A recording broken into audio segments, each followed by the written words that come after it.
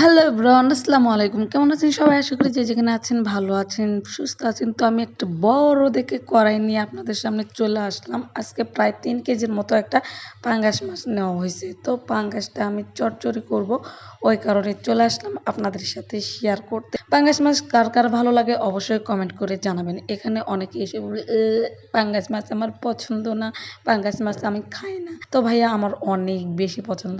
আর আমি এত বড় একটা কড়াই কেন নিছি জানেন? কারণ এইটাতেই আমাদের রান্না বান্না হয়। তো এটাতে কিছুক্ষণ আগে চচ্চড়ি রান্না করা হয়েছে, ওই জন্য সাইডে কিছু ডাল লেগে আছে, ওইটা আমি আর ধুই নাই। এর ভিতরেই আমি চচ্চড়ির জন্য পেঁয়াজ মরিচ কেটে নিই।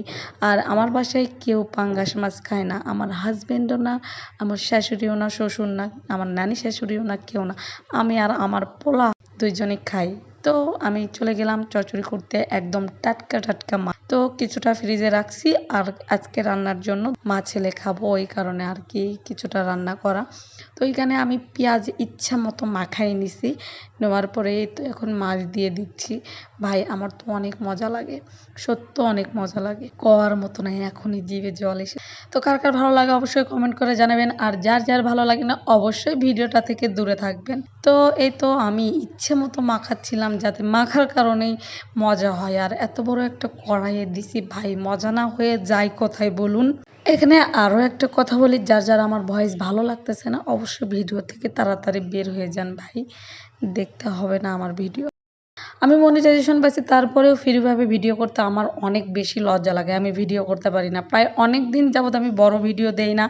কিন্তু ভাই এখন ভাবতেছি, যেহেতু আমার একটা কামাইয়ের সোর্স এসেছে, আমি যেহেতু ডলার পাচ্ছি, সেহেতু আমি কেন এত লজ্জা পাবো? তো এদিকে আমি মাখাইছি, দেখেন আমি কিন্তু হলুদ মরিচ অনেকই দিয়েছি, কিন্তু ক্যামেরাতে কালারটা কেন জানি না বোঝা যাচ্ছে না। তো এই তো রান্নার জন্য কমপ্লিট, এত বড় একটা কড়াই, তার ভিতরে তাও অনেকগুলো মাছ দিছি, দেখেন একদম নিচে গিয়ে পড়ে আছে, বড় কড়াই তো ওই জন্য আর কি। তারপরে এই তো কিপটমো করে একটু তেল দিলাম, দেওয়ার পরে এখন নিয়ে গিয়ে চুলায় তুলে দিব। তো এখানে আমি চুলায় তুলে দিতেছি, পানি টানি সব কিছু একদম দেওয়া কমপ্লিট হয়ে গেছে, ঢাকনাটা দিয়ে দিলাম। দেখেন কড়াইটা কত বড়। আর আমার এই গ্যাসের কেন জানি না খুবই কালি বের হয়, মানে একদম মনে হয় মাটির চুলায় রান্না করছে এরকম কালি হয়। তো আমি বারবার কালারটা দেখার জন্য মানে ঢাকনটা আলোক করতেছিলাম, কিন্তু কালারটা বোঝা যাচ্ছিল না। তো আমি প্রায় 40 মিনিট লো হিটে রান্না করব। এখানে আমি তুলে দিয়ে বলক না আসতে আবার চলে এসেছি দেখার জন্য, কারণ আমি ভিডিও খুঁজে পাই না ভাই, কি ভিডিও করব আপনাদের সাথে শেয়ার করার জন্য। তো আমি আবার 20 মিনিট পরে এসে দেখলাম এই পর্যায়ে গ্যাসের আলো মানে আগুনটা আরও একটু কমাইয়া দেব। তারপর জানি না 25 মিনিট না 30 মিনিট পরে আবার দেখতে যাচ্ছি ভাই, আমি বারবার দেখতেছিলাম।